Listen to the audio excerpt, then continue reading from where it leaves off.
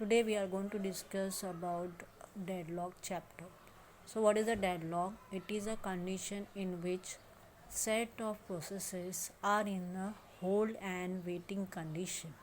That means some processes are holding some resources and waiting for the resources which are held by some other processes. Okay, for example, here we have a bridge which is a share bridge. Okay, here we can consider vehicle 1, for example a car. Here we can consider another vehicle, for example a tempo. So this car is occupying the area which is held by a car, and this car is want to occupy this road which is actually held by the tempo. Similarly, for the tempo, which is a vehicle 2, is holding this area A2 and requesting for the area A1 which is held by the car, which is a vehicle 1. So vehicle 1 is holding area 1 and requesting for area 2 which is held by vehicle 2. Similarly, vehicle 2 is holding A2 and requesting for A1.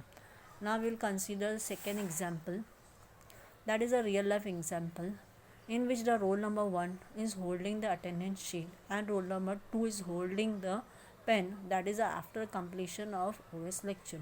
So how the roll number 1 is going to sign the attendance sheet, which is again the race condition. So roll number 1 is holding the pen and requesting for them, is holding the attendance sheet and requesting for them at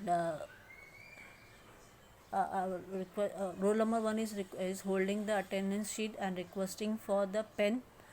Plus similarly, the roll number 2 is holding the pen and requesting for the attendance sheet which is held by the roll number 1. So none of them will be in a situation to sign the attendance sheet. So the output, the number of attendance which will be signed by the student will be 0 in this scenario if we are going to consider roll number 1 and 2. So what is the deadlock? So this is the condition of the deadlock. The deadlock will occur in this case. So this is the example of deadlock in which each process is going to hold some resource and waiting for the resources which is held by some other waiting processes. That means we are going to have the set of processes in holding and waiting condition. Now every student has to send me one real life example. Okay. Now the second is here we have the final definition of a deadlock. The deadlock is a situation in which the set of processes are holding some resources and waiting for the resources which are held by some other processes which are in the waiting condition. So this is the definition of a deadlock. Now the condition required for having deadlock in our system, we have mutual exclusion, no preemption, hold and wait, and circular wheel. We'll start with the mutual exclusion. This is a solution to avoid the race condition, but this also be the one reason to have deadlock in our system. So that means, if we want to have deadlock of a system, we will allow only one process in the holding and waiting condition. The second condition will be the no preemptions. Once the process holding the resource cannot release the resource, that is the no preemption.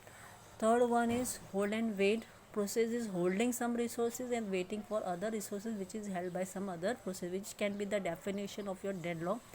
Fourth one is hold and wait in a circular or a closed loop. That is P1 is holding a resource, waiting for the resource held by P2. P2 is waiting for P3 and so on. For example, the last one is P1. P1 is waiting for the process for the resources which is held by the first process P1. So P1 is holding the resources which is held by P2. P2 is holding the resources which is held by P3 and so on. And then we reach the last one. The last process is requesting for the process for the resource which is held by the first process P1. So how we can now avoid the deadlock? We can avoid the deadlock condition by preventing any one of the conditions for having deadlock in our system. So the first one is to avoid mutual exclusion. How we can prevent mutual exclusion?